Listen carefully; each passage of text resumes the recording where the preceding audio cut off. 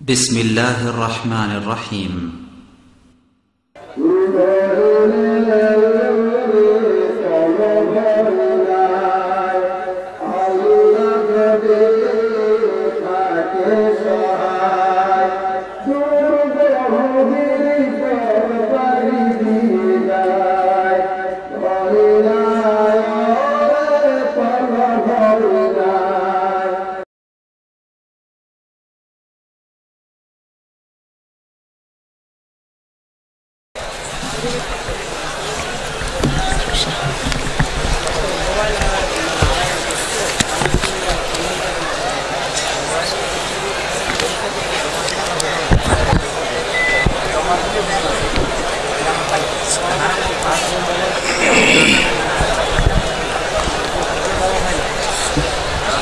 আসসালামু আলাইকুম ওয়া রাহমাতুল্লাহি ওয়া বারাকাতুহু।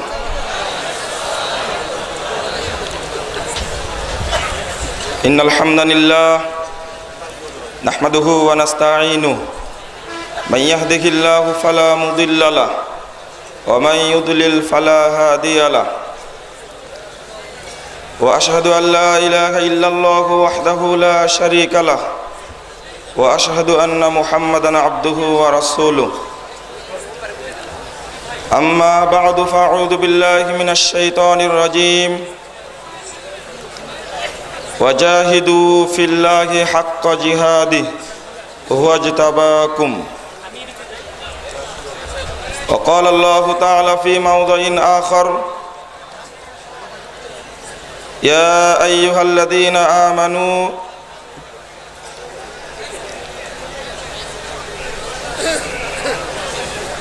هل أدلكم على تجارة تنجيكم من عذاب أليم تؤمنون بالله ورسوله وتجاهدون في سبيل الله بأموالكم وأنفسكم ذلكم خير لكم إن كنتم تعلمون. وقال الله تعالى في موضع آخر ومن يشاقق الرسول من بعد ما تبين له الهدى ويتبع غير سبيل المؤمنين نوليه ما تولى ونصليه جهنم وساءت مصيرا. عن سهل بن حنيف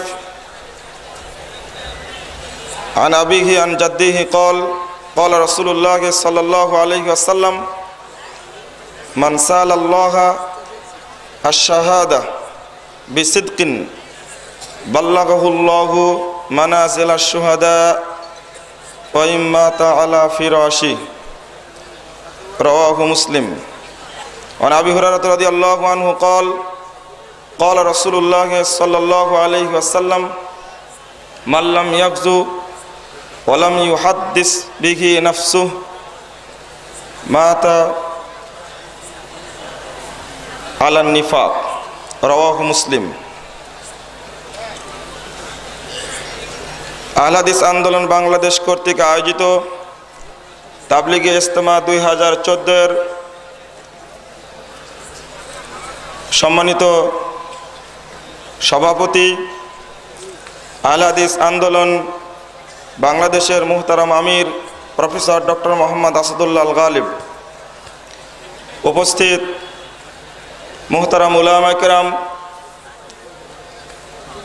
অতিথিবৃন্দ, সুধী মণ্ডলী, আহলে হাদিস আন্দোলন বাংলাদেশ, বাংলাদেশ আহলে হাদিস যুব সংঘ, আহলে হাদিস সোনামণি, আহলে হাদিস মহিলা সংস্থার কেন্দ্রীয়, জেলা, এলাকা, উপজেলা শাখা দায়িত্বশীল কর্মীবৃন্দ ও সুধী মণ্ডলী,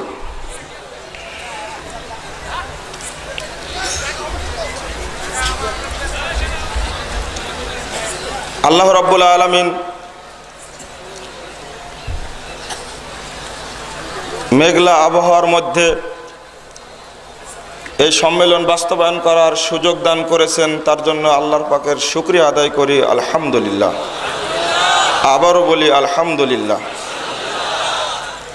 অতঃপর দূর দূরান্ত থেকে কষ্ট স্বীকার করে আসার জন্য আমি আমার কেন্দ্রীয় সংগঠনের পক্ষ থেকে আপনাদের আন্তরিক মোবারকবাদ জানাচ্ছি, দোয়া করছি আল্লাহ উপস্থিত সকলের জন্য এই শ্রমকে জান্নাতুল ফেরদাউসের পাথেয় হিসাবে কবুল করে নিন, আমিন।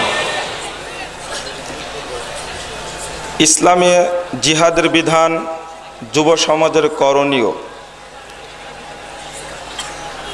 ব্যাকেটে উল্লেখ করা হয়েছে চরমপন্থীদের যুক্তি খণ্ডন ও বর্তমান বিশ্ব পরিস্থিতি বিশ্লেষণ।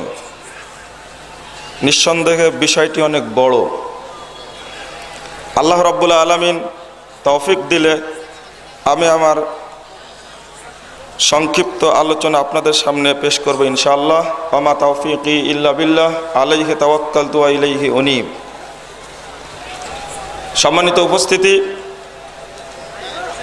আপনাদের আহ্বান জানাচ্ছি মনোযোগ দিয়ে আলোচনা শ্রবণ করার জন্য।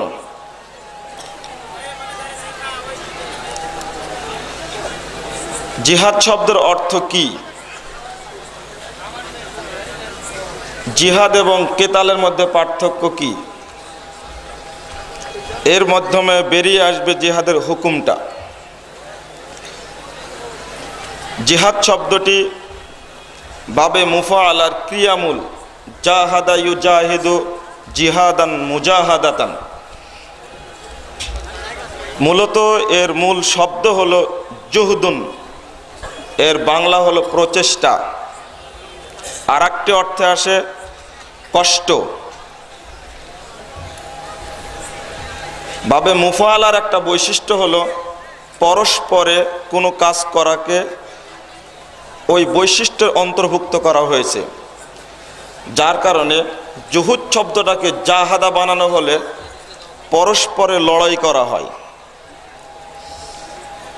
আল্লাহ রাব্বুল আলামিন বলছেন সূরা হজ ৭৮ নম্বর আয়াতে, ওয়াজাহিদু ফিল্লাহি হাক্কা জিহাদি, আল্লাহর জন্য প্রকৃত অর্থে তোমরা জিহাদ করো। হুয়াজতাবাকুম, যে আল্লাহ তোমাদেরকে মনোনীত করেছেন। জিহাদ শব্দের অর্থ আল্লাহর রাস্তায়, পারিভাষিক অর্থ শরীয়ত যে অর্থ বলে, আল্লাহর রাস্তায় কাফেরদের সঙ্গে ময়দানে কাফেরদের বিরুদ্ধে যুদ্ধ করা। পৃথিবীর ইতিহাসের শ্রেষ্ঠতম বিদ্বান, সহিহ বুখারীর ভাষ্যকার, ফতহুল বারীর প্রণেতা ইবনু হাজার আসকালাইন রাহিমাহুল্লাহ বলছেন, আল জিহাদু শারআন বাজলুল জুহুদে ফি কিতালিল কুফার ওয়া ইতলাকু আইদান আলা মুজাহাদাতিল নাফসি ওয়া শাইতান ওয়াল ফুসাক। তিনি বলছেন জিহাদের ময়দানে কাফেরদের বিরুদ্ধে সংগ্রাম করার নাম হলো জিহাদ। অনুরূপ ওয়া ইতলাকু আইদান আলা মুজাহাদাতিন নাফসি, অন্তরের বিরুদ্ধে, শয়তানের বিরুদ্ধে এবং ফাসেকদের বিরুদ্ধে সংগ্রাম করার নামও জিহাদ। তাহলে জিহাদের মৌলিক অর্থ তিনটি আসলো, চারটি। একটি হলো কাফেরদের বিরুদ্ধে যুদ্ধের ময়দানে সংগ্রাম করা, নাফসের বিরুদ্ধে সংগ্রাম করা, শয়তানের বিরুদ্ধে সংগ্রাম করা, সেই সাথে যারা ফাসেক তাদের কর্মনীতির বিরুদ্ধে সংগ্রাম করা। একই অর্থ সবাই করেছেন। কিতালটা কি আর আল কতলুটা কি? কিতাল শব্দের অর্থ পরস্পরে মারামারি করা। এটা জিহাদ এবং কেতালের মধ্যে এতটুকুই পার্থক্য, জিহাদটা ব্যাপক, এটা যেমন যুদ্ধের মাঠে হয় তেমনি নাফসের বিরুদ্ধে হয়, শয়তানের বিরুদ্ধে হয়, ফাসেকদের বিরুদ্ধেও হয়। কিন্তু কিতালটা সরাসরি যুদ্ধের ময়দানে পরস্পরের মারামারি করার নাম হলো কিতাল, যুদ্ধে জড়িয়ে পড়া, আত্মিক ভাবে প্রচেষ্টা করার নাম নয়। শুধু সরাসরি কিতাল শব্দের অর্থ হলো মারা মেরে লড়াইয়ে লিপ্ত হওয়া, আর আল কতল শব্দের অর্থ হলো সরাসরি হত্যা করা। যদিও বা জিহাদ কিতাল দুইটা একই বাব থেকে এসেছে, কিন্তু অর্থ দুই রকম। দুঃখজনক হলেও সত্য, এই শাব্দিক বিশ্লেষণটা না জানার কারণে জিহাদ কেতাল কতল সবগুলো আমরা গুড়িয়ে ফেলেছি, একেবারে একাকার মিশ্রিত করে ফেলেছি।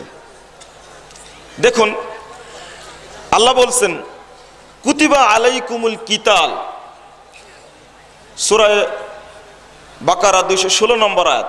আল্লাহ তোমাদের উপরে কিতালকে ফরজ করেছেন।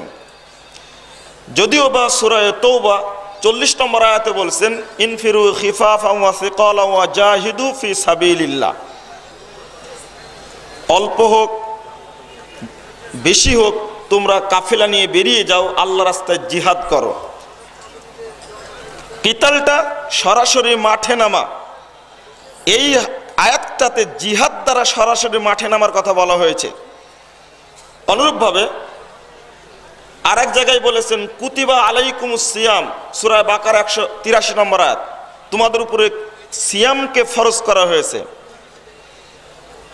সূরা বাকারা 178 নম্বর আয়াত আল্লাহ বলছেন কুতিবা আলাইকুমুল কিসাস, তোমাদের উপরে কিসাসকে হত্যার বদলা নেওয়াকে ফরজ করা হয়েছে। তিনটি ফরজ, কেতালও ফরজ, সিয়ামও ফরজ, আবার কিসাসও ফরজ। সিয়ামটা সব সময় করি না, যদিও ফরজ, রমাদান আসলেই করি।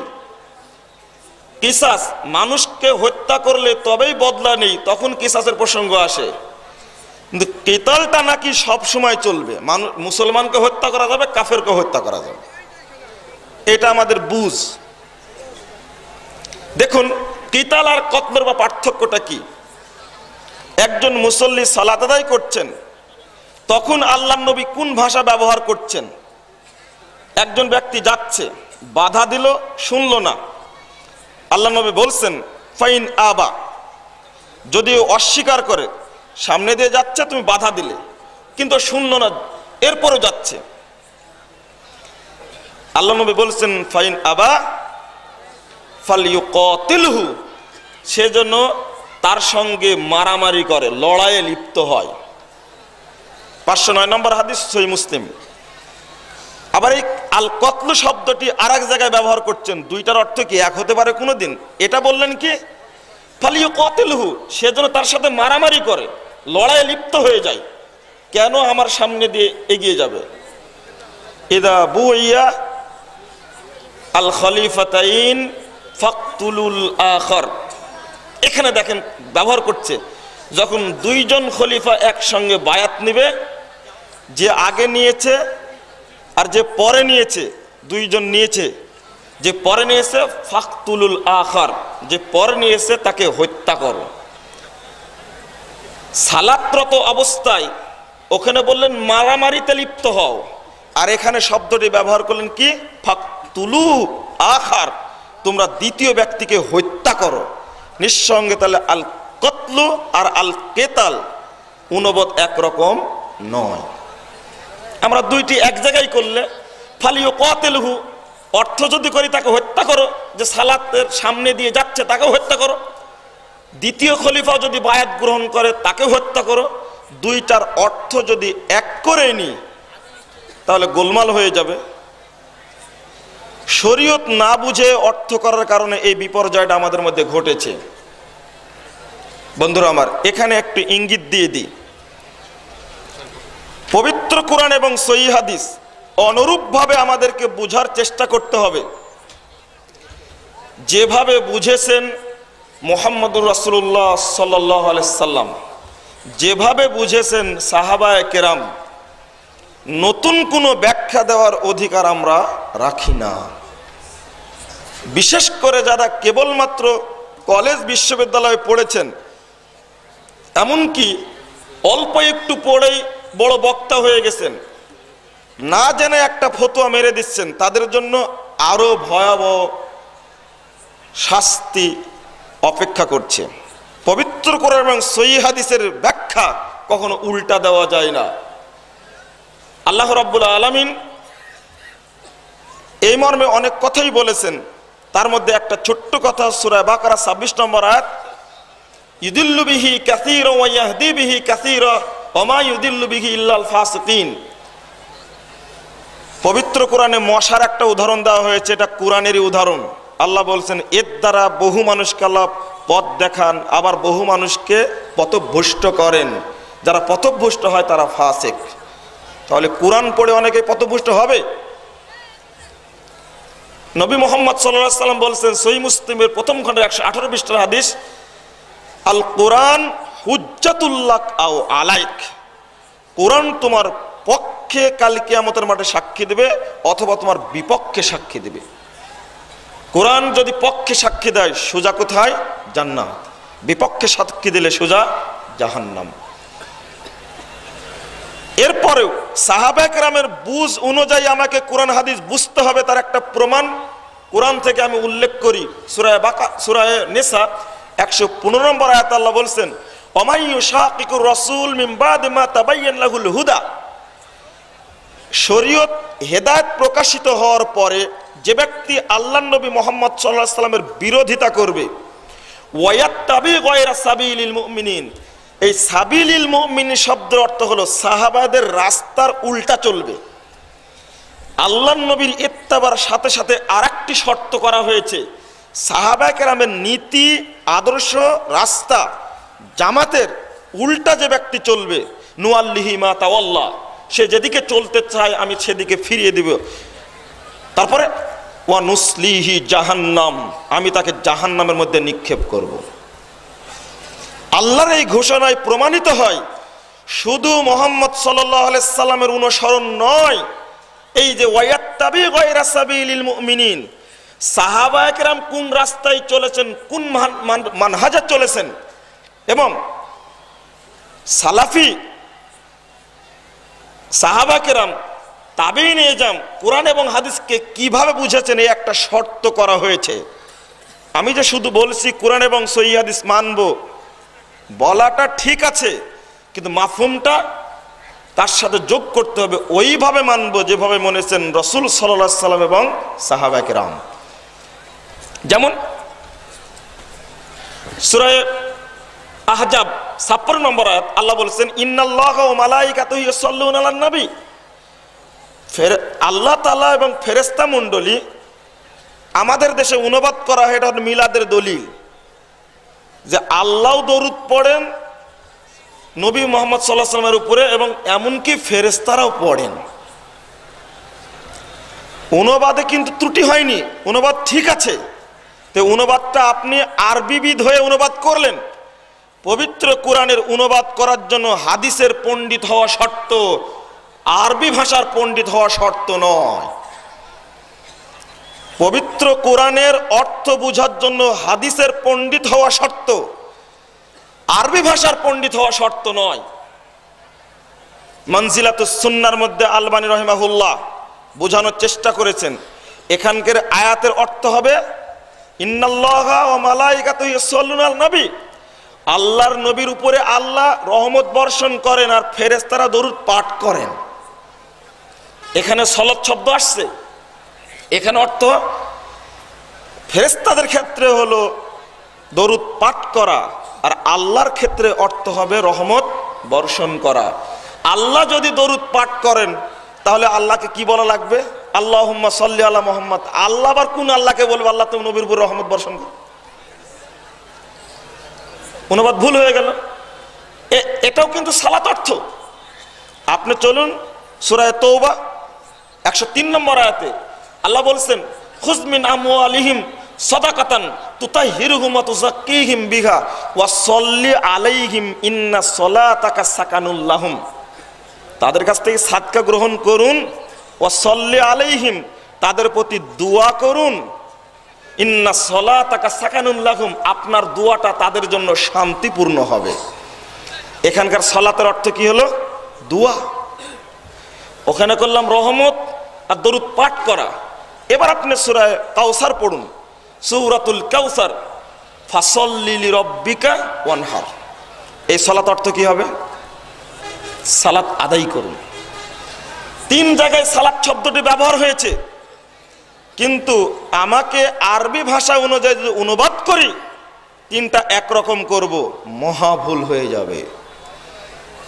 আমাকে অনুবাদ শিখতে হবে, যেভাবে করেছেন সাহাবায়ে কেরাম, যেভাবে বুঝ দিয়েছেন মুহাম্মদুর রাসূলুল্লাহ সাল্লাল্লাহু আলাইহি ওয়াসাল্লাম, ওইভাবে করতে হবে। একটু ইঙ্গিত দিলাম। জিহাদের গুরুত্ব, দুনিয়াবি একটি গুরুত্ব, পরকালীন একটি গুরুত্ব। দুনিয়াবি গুরুত্বর জিহাদের গুরুত্ব হলো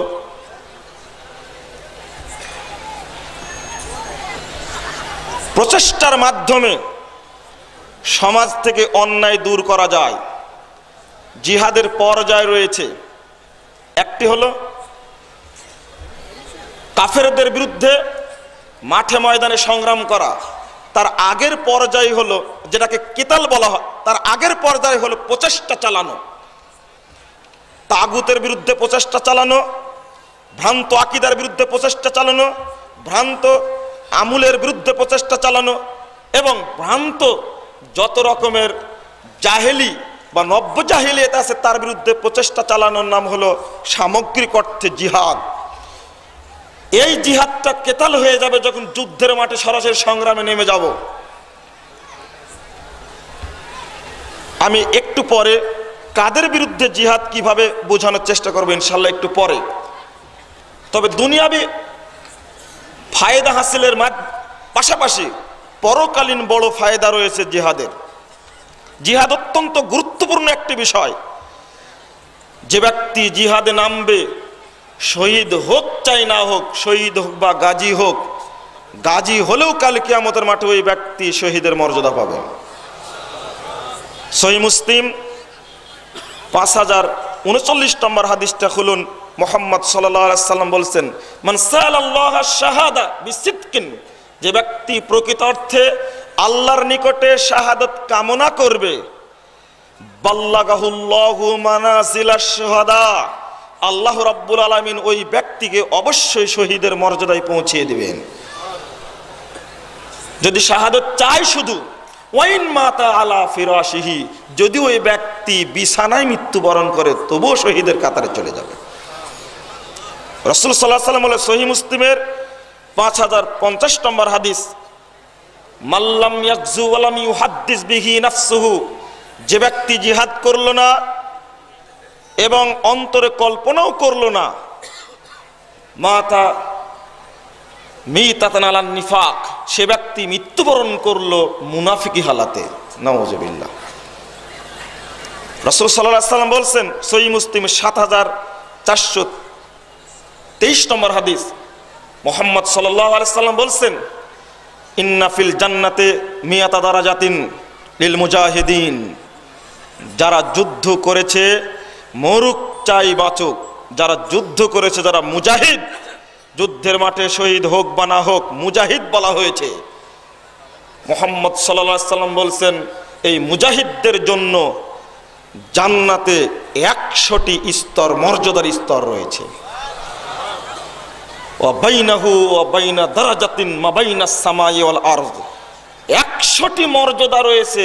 তার মধ্যে এক একটা মর্যাদার তুলনা হলো, এক একটা মর্যাদা স্তরের বিস্তীর্ণ এলাকা হলো আসমান থেকে জমিন পর্যন্ত যত বড়, 100টি মর্যাদার এক একটা স্তর এত বড়। কাল কিয়ামতের মাঠে আরো অনেক ফজিলত আপনারা জানেন। সবার মেজাজে যদি শাহাদতের তামান্না থাকে এবং একজন মুজাহিদ হিসাবে পৃথিবী থেকে বিদায় নিতে চায়, অবশ্যই আল্লাহ রাব্বুল আলামিন আমাদেরকে এই মর্যাদা দান করবেন ইনশাআল্লাহ। জিহাদি তামান্না থাকতে হবে, শাহাদাতের তামান্না পুরোপুরি থাকতে হবে। যদি থাকে, আমি সালফে সালেহিনের পথে এগিয়ে যেয়ে যদি আমি বিছানাতেও মৃত্যুবরণ করি, মুহাম্মদ সাল্লাল্লাহু আলাইহি সাল্লামের হাদিস প্রমাণিত কথা, খালিদ বিন ওয়ালিদ রাদিয়াল্লাহু আনহু তিনি তার জীবনে কোনো যুদ্ধে পরাজয় বরণ করেননি। এমনকি কাফের থাকা অবস্থায় উহুদের প্রান্তরে আল্লাহর নবীর বিরুদ্ধে যুদ্ধ করে জয়লাভ করেছেন। তিনি পর্যন্ত মারা গেছেন বিছানায়। তিনি কি শাহাদাতের মর্যাদা পাবেন না? অবশ্যই পাবেন। যদি তিনি একটি যুদ্ধে পরাজয় বরণ করতেন তাহলে প্রমাণিত হতো আল্লাহ তার নাম দিয়েছেন সাইফুল্লাহ, আল্লাহর তরবারি। আল্লাহর তরবারি কখনো পরাজিত হয় না। এই জন্যই তিনি কোনো যুদ্ধে পরাজয় বরণ করেননি, বিছানায় মৃত্যুবরণ করেছেন। এটা হলো শাহাদতের সর্বোচ্চ মর্যাদা। আরো অনেক মর্যাদা আছে, তার মধ্যে অন্যতম একটি কেবলমাত্র শহীদদের জন্য দুইটি মৌলিক ফজিলত, এরাই নির্দিষ্ট ৭৩টি হুর জান্নাতে তাদের মধ্যে পাবে। আর একটি, যত পাপী হোক না কেন জাহান্নাম ওয়াজিব হয়ে যাওয়া ৭০ জন নিজস্ব পরিবারের ব্যক্তিকে বিনা অনুমতিতেই জান্নাতে নিয়ে যেতে পারবেন। শহীদের মর্যাদা। জিহাদ করবেন কার বিরুদ্ধে? ৩টা স্তর। একটি হলো প্রথমত কাফের, মুশরিক, মুনাফিকদের বিরুদ্ধে জিহাদ এবং তাগুতের বিরুদ্ধে জিহাদ। দ্বিতীয়ত জিহাদ করতে হবে ফাসিক, জালেম এবং পাপীদের বিরুদ্ধে জিহাদ। ৩, নাফসের বিরুদ্ধে জিহাদ। আপনি এই ৩টাকে একসঙ্গে এক পাল্লায় মাপবেন না। যেমন কাফের, মুশরিক আর ফাসিক আর মুনাফিক একরকম নয়। যদিও আল্লাহ রাব্বুল আলামিন, আশ্চর্যজনক ব্যাপার, আল্লাহ রাব্বুল আলামিন সূরা তাহরিম 16, সূরা তাওবা 73 নম্বর আয়াতে বলেছেন, ইয়া আইয়ুহান নাবিয়্যু জাহিদিল কুফারা ওয়াল মুনাফিকিন ওয়াগলুজ আলাইহিম। হে নবী, আপনি কাফেরদের বিরুদ্ধে এবং মুনাফিকদের বিরুদ্ধে যুদ্ধ করুন, তাদের উপরে কঠোর হন। কাফেরদের বিরুদ্ধে মহানবী সাল্লাল্লাহু আলাইহি ওয়াসাল্লাম এবং সাহাবায়ে কেরাম অস্ত্র ধরেছেন, কিন্তু মুনাফিকের বিরুদ্ধে অস্ত্র ধরেছেন? তাহলে আল্লাহ যে বললেন, একই আয়াতটা আপনি বুঝবেন কি করে? আপনাকে বুঝার মানদণ্ড হলো সাহাবায়ে কেরামের নীতি, মুহাম্মদ সাল্লাল্লাহু আলাইহি ওয়াসাল্লামের নীতি। আপনি কোথাও প্রমাণ দেখাতে পারবেন না যে মুনাফিকদের বিরুদ্ধে আল্লাহর নবী মুহাম্মদ সাল্লাল্লাহু আলাইহি ওয়াসাল্লাম অস্ত্র ধারণ করেছেন। আব্দুল্লাহ বিন উবাই চিরজীবন একই সঙ্গে চলেছে, মৃত্যু জানতেন, পাক্কা মুনাফিক, এরপরেও তিনি জানাজায় শরীক হননি। হয়েছেন, কিন্তু মুনাফিক তো। যুদ্ধে তো যুদ্ধ করা, অস্ত্র ধরা তো দূরের কথা, মারা যাওয়ার পরে কবর থেকে তুলে তার জামাটা পরিয়ে দিলেন, জানাজাও করলেন তার। যদি ওমর রাদিয়াল্লাহু আনহু বাধা দিয়েছিলেন, ওমর রাদিয়াল্লাহু আনহুর পক্ষে আয়াত নাজিল হয়েছিল। কিন্তু একই আয়াতে বলেছেন, জাহিদিল কুফারা ওয়াল মুনাফিকিন, কাফেরদের বিরুদ্ধেও যুদ্ধ করুন, মুনাফিকদের বিরুদ্ধেও যুদ্ধ, ওয়াগলুজ আলাইহিম, তাদের উপরে কঠোর হন। যুদ্ধ দুইটা ক্ষেত্রে ব্যবহৃত হয়েছে, কিন্তু একটার বিরুদ্ধে ডাইরেক্ট অস্ত্রের আঘাত আর আরেকটার বিরুদ্ধে ডাইরেক্ট আদর্শের আঘাত, দুইটা এক জিনিস নয়। এটা আমাকে আগে বুঝতে হবে।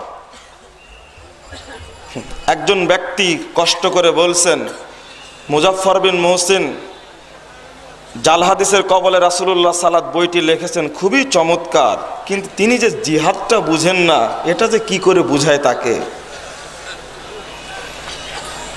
আলোচনা খুব ভালো করি, কিন্তু অন্যগুলো তার কাছে মনোপুত, জিহাদের আলোচনা যখন করি তার কাছে মনোপুত নয়। শুধু তাকে ধন্যবাদ জানানোর জন্য তাকে তুমি আবার বলো না, কানে কানে বলছেন, 300 কপি বই নিয়ে বিতরণ করছেন, কতটা মহব্বত, কিন্তু জিহাদের ব্যাপারে তার যে আকীদা, এই আকীদা তার মধ্যে নেই। বলুন নাউজুবিল্লাহ। কেন থাকলো না এটা? আমিরে জামাত যখন ডেস্টিনির বিরুদ্ধে বলেন তখন আপনি অসন্তুষ্ট হন, কিন্তু আর সব কার্যক্রম তার পছন্দ, কিন্তু ডেস্টিনি ছাড়তে আপনি রাজি নন। এটা আমাদের নীতি। সবগুলোকে এক পাল্লায় মাপতে হবে। একটা মেপেছেন আপনি আপনার বিবেকের পাল্লায়, আর একটি মেপেছেন আপনি শরীয়তের পাল্লায়, কখনো দুইটা এক নয়, হওয়ার প্রশ্ন আসে না। সুতরাং কিভাবে কাফের মুশরিকদের বিরুদ্ধে যুদ্ধ হবে শুনুন। আল্লাহর ভাষায় 3টা, ফাসিক, কাফের, ফাসিক, জালেম। সূরা মায়েদা 40 নম্বর আয়াতে বলছেন জালেম শাসকদের সম্পর্কেই, ওয়ামাল্লাম ইয়াহকুম বিমা আনজালাল্লাহ ফাউলাইকা হুমুল কাফিরুন। প্রথম বলছেন যে ব্যক্তি যারা আল্লাহর বিধান অনুযায়ী শাসন কার্য পরিচালনা করে না তারা কাফের। একই কথা বলছেন 45 নম্বর আয়াতে, ওয়ামাল্লাম ইয়াহকুম বিমা আনজালাল্লাহ ফাউলাইকা হুমুজ জালিমুন। যারা আল্লাহর বিধান অনুযায়ী শাসন কার্য পরিচালনা করে না তারা জালেম। 47 নম্বর আয়াতে বলছেন, ওয়ামাল্লাম ইয়াহকুম বিমা আনজালাল্লাহ ফাউলাইকা হুমুল ফাসিকুন। যারা আল্লাহর বিধান অনুযায়ী শাসন কার্য পরিচালনা করে না তারা জালেম। অপরাধ একজন বললেন, একই অপরাধ তিনজন করেছে। একজনকে আল্লাহ কি বললেন? কাফের। একজনকে বললেন কি? জালেম। একজনকে বললেন কি? ফাসিক। আপনি বলুন, এই তিন শ্রেণীর মানুষ কি একরকম? কোথায় কাফের, কোথায় জালেম, আর কোথায় ফাসিক? এটা আপনি বুঝবেন কি করে? আমাদের দেশের সরকারকে যদি প্রথম আয়াত দিয়ে মারেন, আমি বলবো আমি দ্বিতীয় আয়াত দিয়ে তাকে হুকুম দেব, আপনি বলবেন আমি দ্বিতীয় না তৃতীয়টা মানব, তাহলে আপনার ব্যাখ্যা সমাধান কে দিবে? চলুন এই আয়াতের অর্থ সাহাবা কেরাম কি করেছেন সেটা দেখুন। এক শ্রেণীর অল্প বুদ্ধি সম্পন্ন স্বল্প জ্ঞানের অধিকারী ব্যক্তিরা এই আয়াতের অর্থ বুঝতে গিয়ে কোরআন থেকে তারা যেমন মিলাদের দলিল বের করেছে, এই শ্রেণীর মানুষ বুকে হাত বেড়ে জোরে আমিন বলে তারা কোরআন থেকে এই জঙ্গিবাদের দলিল বের করেছে। কোরআন থেকে মিলাদের দলিল বের করে খানকায় বসে মিলাদ পড়ে তারা ব্যবসা করছে, আর জঙ্গিবাদের ফতোয়া খোলে কোরআন থেকে তারা মুসলিম জাতিকে বিভ্রান্ত করছে। এই দুইটার মধ্যে কোনো পার্থক্য নেই। আপনি কোরআন থেকে এটা বের করলেন কেন? আপনাকে কোরআন বোঝার সুযোগ কে দিয়েছে? আর একটি ফতোয়া বের করেছে মুসলিম, ওর আলোচনা হয়েছে গতবার, আজকে বলে শুধু ইঙ্গিত দিলাম। দলিল ওমান দা ইলাল্লাহ ওমান আমিলা সালিহা ওয়া ক্বালা ইন্নানি মিনাল মুসলিমিন। কত যে আয়াত পেশ করেছেন। কিছুদিন আগে এক ভাই বই লিখেছেন দেওবন্দি আকীদার বিরুদ্ধে, বেহেশতে জোরের বিরুদ্ধে। আমি খুব কষ্ট পেয়েছি।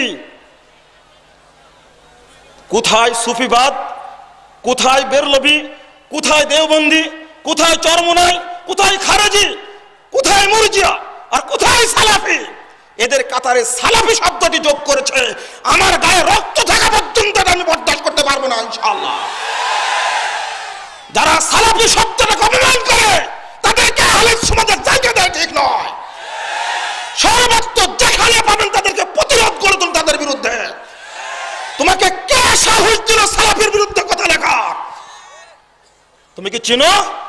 আল্লাহর নবী মুহাম্মদ সাল্লাল্লাহু আলাইহি সাল্লাম ফাতেমাকে বললেন, প্রথম যখন সংবাদ দিলেন তখন তিনি ভয়ে কেঁদে ফেললেন, পরে ডেকে কানে কানে বললেন, তখন ফাতেমার চেহারা একেবারে উজ্জ্বল হয়ে গেল।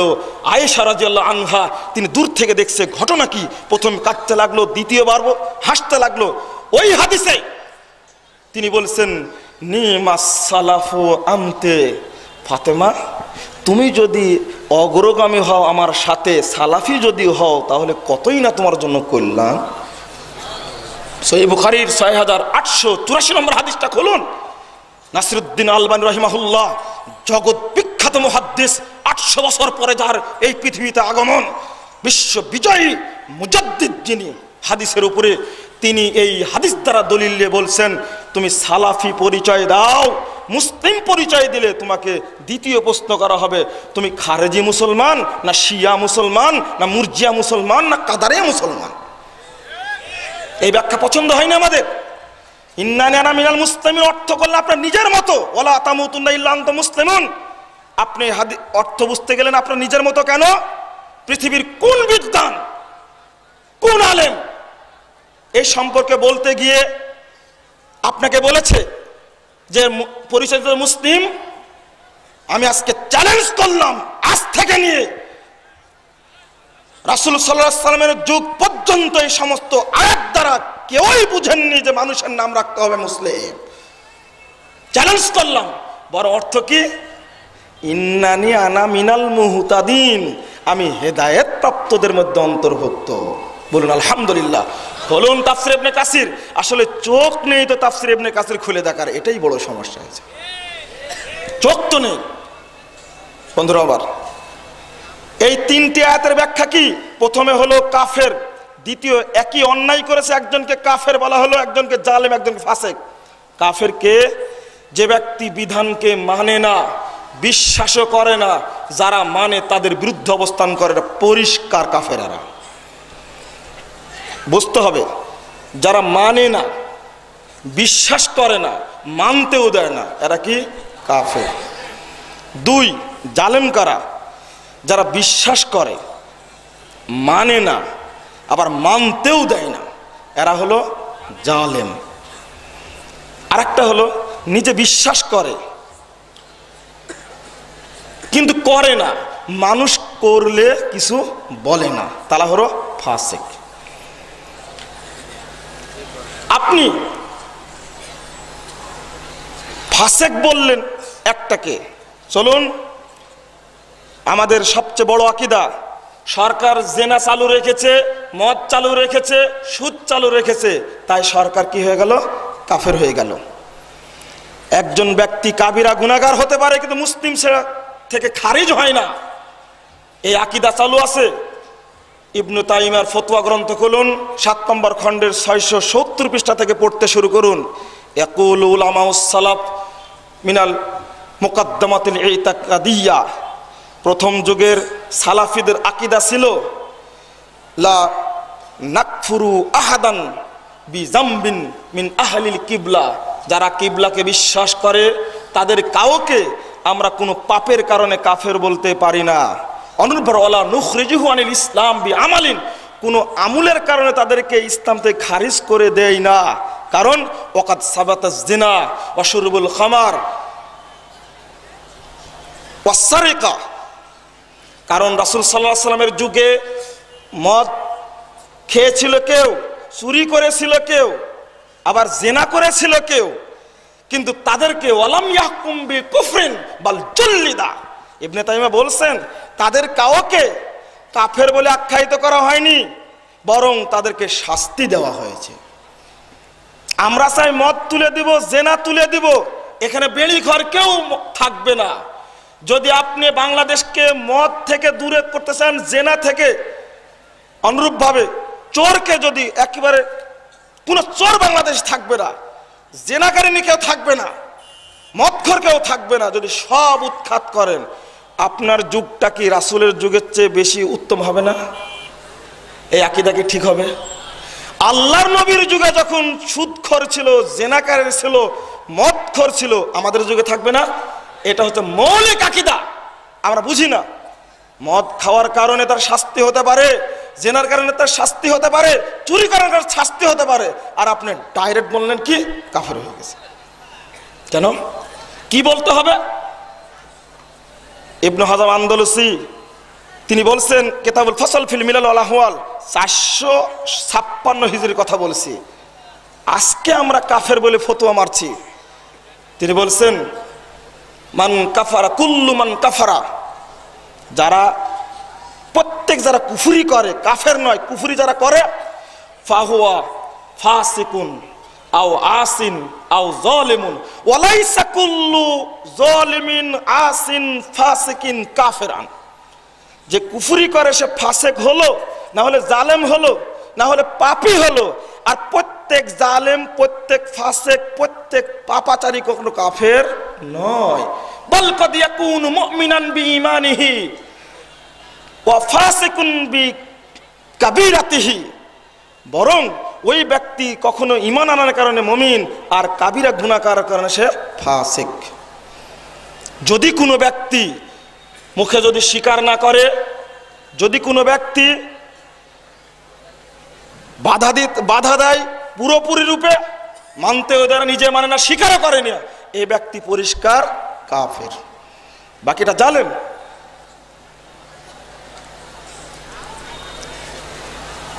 এরপরে হাজ্জাজ বিন ইউসুফ, এই হাজ্জাজ বিন ইউসুফের নামের আগে বা পরে একটা শব্দ যোগ দেন। কি শব্দ বলেন তো?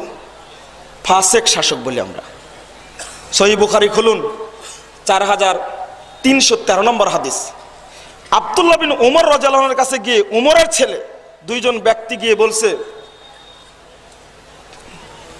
মাদা সনাউন নাস, মানুষ এইগুলো করছে, ও আনতা ইবনু উমর ওয়া সাহিবু রাসূলিল্লাহ সাল্লাল্লাহু আলাইহি সাল্লাম, হে ইবনু উমর।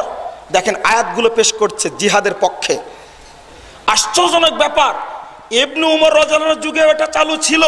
একজন ব্যক্তিকে বলছে, ফিতনাতে ইবনে জুবায়ের, আব্দুল্লাহ বিন জুবায়েরকে হত্যা করেছে হাজ্জাজ বিন ইউসুফ। আপনি ইবনু উমর রাসূলের সাথী হওয়া সত্ত্বেও আপনি ঘরে কেন বসে আছেন? লিমাযা লা তাখরুজ, আপনি বের হননি কেন?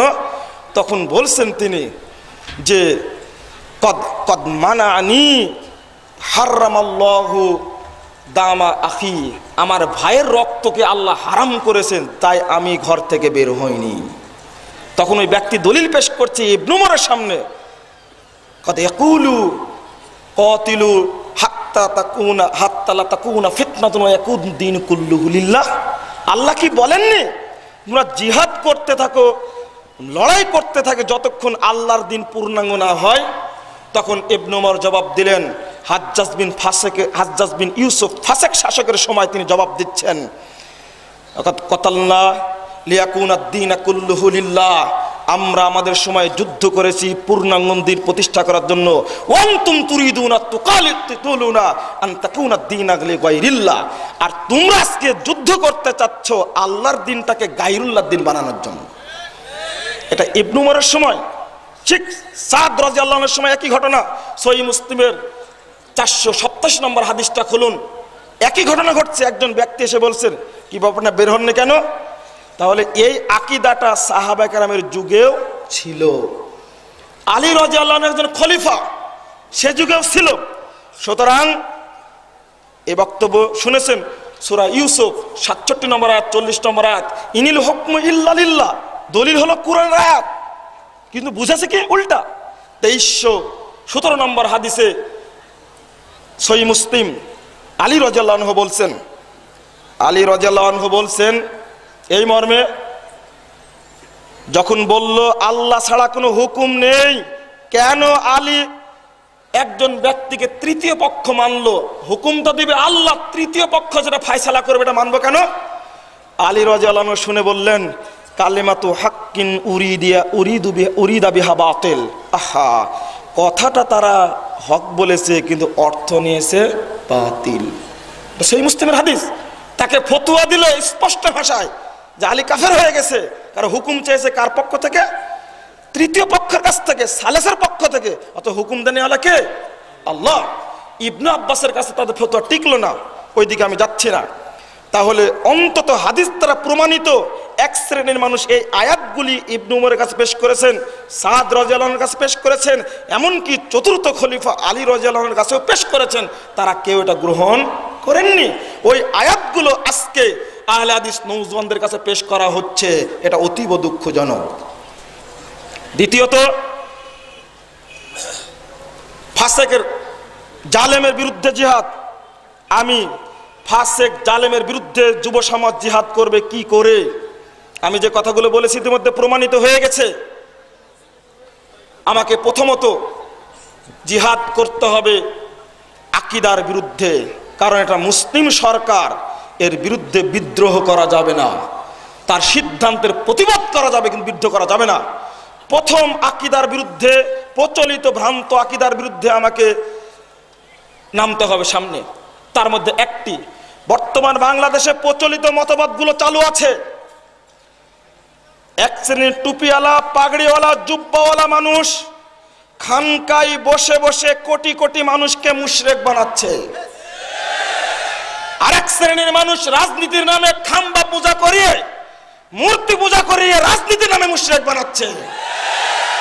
ইসলাম বাদ দিয়ে গণতন্ত্র, সমাজতন্ত্র, ধর্মনিরপেক্ষতাবাদ, ইহুদিবাদ, নাস্তিকতাবাদ, এই সমস্ত মতবাদের পূজা করে মুশরিক বানাচ্ছে। প্রথম এটা হলো তাগুত। টুপিওয়ালা করুক আর রাজনৈতিক ব্যক্তি করুক, তাগুত। প্রথমত আমাকে যুবকদেরকে বুঝাতে হবে, যুবক ভাইরা দাওয়াত নিয়ে এগিয়ে যাবে, যদি তাগুতকে আমি মেনে নিই তাহলে শিরিক প্রবেশ করলো, সুতরাং তাগুত আমার কাছে আশ্রয় পাবে না, তাগুতের বিরুদ্ধে আমার সংগ্রাম। দ্বিতীয়, পচা বেদাতি আমুলের বিরুদ্ধে, অর্থাৎ প্রথমটি হলো শিরিক, দ্বিতীয়টা হলো বেদাত, এর বিরুদ্ধে আমাকে আন্দোলনে নামতে হবে। যতদিন পর্যন্ত শিরিক না বুঝাতে পারবো, আপনাকে বুঝাতে পেরেছি একটা জিনিস, আজকে তাবলীগ ইসলামে শরীক হয়েছেন, একটা জিনিস বুঝাতে পেরেছি এই মর্মে যে তাবিজ লটকানো শিরক, শহীদ মিনারে ফুল দেওয়া শিরক, খাম্বায় নিরাপত্তা পালন করা শিরক, এটা আপনারা আমরা বুঝেছি। কিন্তু মতবাদের পক্ষে যদি সিল মারি সেটা যে শিরক হয় এটা আমরা বুঝিনি। একজন আহলে হাদিস ব্যক্তি অন্য কোনো আকীদায় বিশ্বাস করতে পারে না। আল্লাহর কাছে মনোনীত দিন হলো ইসলাম, ইসলাম ব্যতীত পৃথিবীর আর অন্য কোনো দিন গ্রহণযোগ্য নয়। এটা জানার পর একজন মুসলিম ব্যক্তি অন্য কোনো মতবাদ কিভাবে মানতে পারে, সেটা মানার প্রশ্ন আসে না। এটা একটা শিরকি আকীদা আমাদের মধ্যে আছে। শিরিক এবং বেদাতের বিরুদ্ধে আকীদার সংগ্রাম আগে আমাকে করতে হবে, যেটা করেছিলেন নবী রাসূল, করেছিলেন শেষ নবী মুহাম্মদ সাল্লাল্লাহু আলাইহি সাল্লাম। যদি আকীদার ব্যাপারে আমি সচেতন হই, ইনশাআল্লাহ এই বাংলাদেশের আমূল পরিবর্তন হবেই হবে, ইনশাআল্লাহ হবে, এতে কোনো সন্দেহ নেই। প্রচলিত বিশ্বে যেটা চলছে, আজকে কেউ মডেল হিসাবে পেশ করে তালেবানদেরকে, কেউ পেশ করে আল কায়দাকে, কেউ পেশ করে আনসারুস সুন্নাহকে, কেউ পেশ করে হিজবুল্লাহকে। যদিও বা তাদের কারো আকীদা সম্পর্কে আমরা জানিও না, এই নামগুলো আছেই বা কিনা তাতেই সন্দেহ আছে। আল কায়দা নামটা আমেরিকা রেখেছে, এটা লন্ডন থেকে প্রচারিত হয়। তালেবান নামটি কারা রেখেছে? তালেবানরা কি বলেছে? এইগুলো মডেল হিসেবে পেশ করা হয়। আপনাকে একটা মৌলিক নীতি বলি, তালেবানরা 5 বছর শাসন করেছে আফগানিস্তান, কিন্তু মানুষের আকীদা পরিবর্তন করতে পেরেছে? যদি আকীদার পরিবর্তন করে তালেবানরা ক্ষমতায় যেত, তাহলে হামিদ কারজাই আমেরিকার দালাল হিসেবে থাকতে পারত না। অনুরূপভাবে গণতন্ত্রের মাধ্যমে একটা ব্যালট, একটা বুলেট, যেটা আমির জামাত পরিষ্কার বলে দেন, বুলেটের মাধ্যমে আফগানিস্তানে গেছিল কিন্তু টিকেনি, ব্যালটের মাধ্যমে সিরিয়ায় গিয়েছে, টিকতে পারেনি। মুরসি ক্ষমতায় গিয়েছে কিন্তু টিকতে পারেনি। আকীদার পরিবর্তনের ভিত্তিতে যদি মুরসি ক্ষমতায় যেতেন, কখনোই মিশরের সেনাবাহিনীর সাহস হতো না তাদের বিরুদ্ধে অ্যাকশনে যাওয়া। কারণ আকীদার পরিবর্তন হলে মিশরের সেনাবাহিনীর আকীদাও পরিবর্তন হয়ে যেত, তখন বিদ্রোহ করার সাহস পেত না।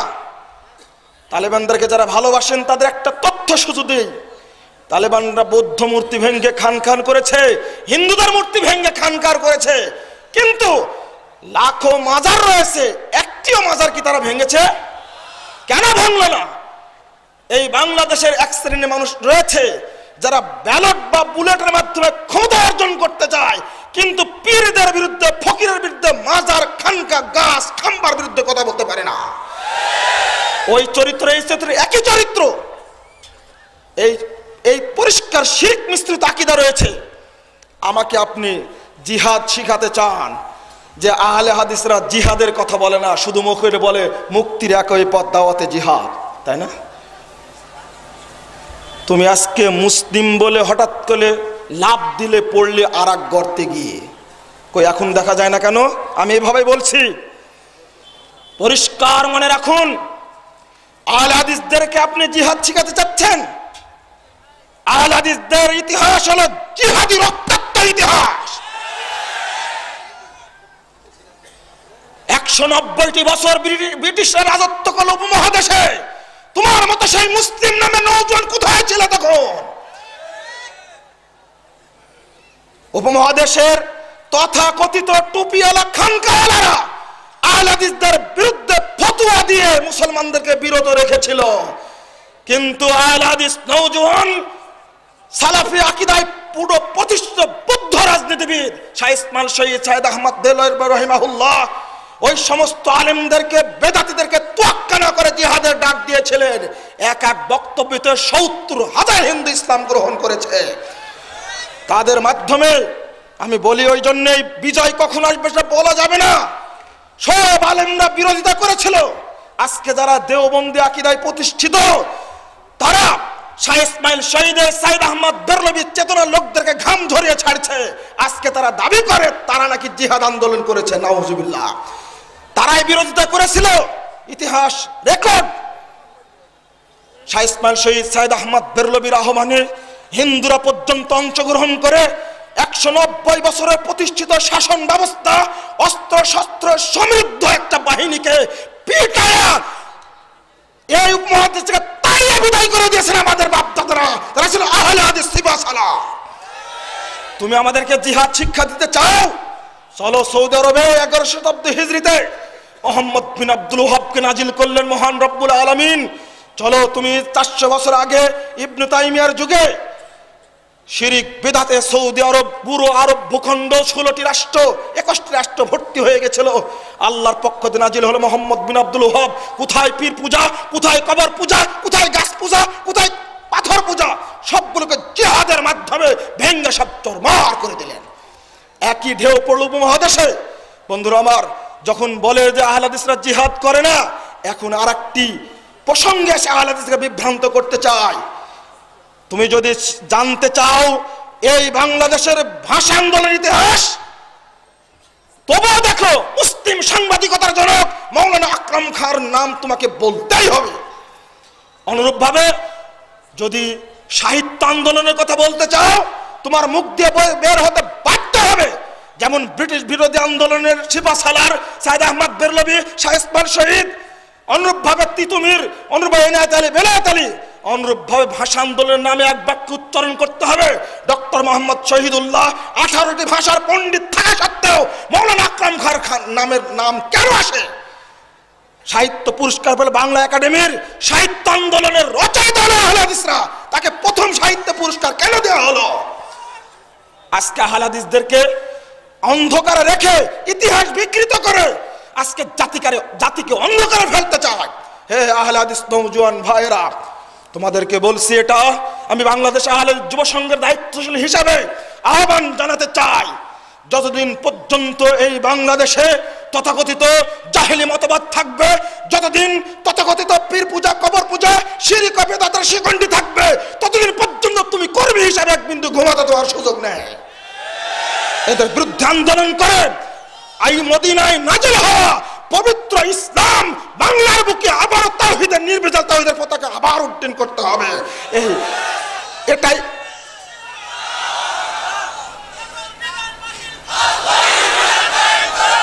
বন্ধুরা আমার এটাই হলো উদাত্ত আহ্বান।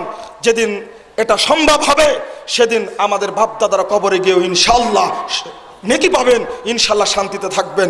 আল্লাহ রাব্বুল আলামিন তাদের উপর রহম করুন, আমাদের উপর রহম করুন। আল্লাহ, তুমি বাংলাদেশ আহলে হাদিস যুব সংঘে কবুল করে নাও। আল্লাহ, তুমি আহলে হাদিস যুব সংঘের কর্মীদেরকে প্রত্যেকটি এলাকায় মুসআব বিন উমার হিসাবে কবুল করে নাও। আল্লাহুম্মা আমিন। সকলকে আবারও আন্তরিক ধন্যবাদ জানিয়ে একটি আবেদন জানাচ্ছি। আমার হাতে আছে তাওহীদের ডাক, বাংলাদেশ আহলে যুব সংঘ কর্তৃক প্রকাশিত হয়।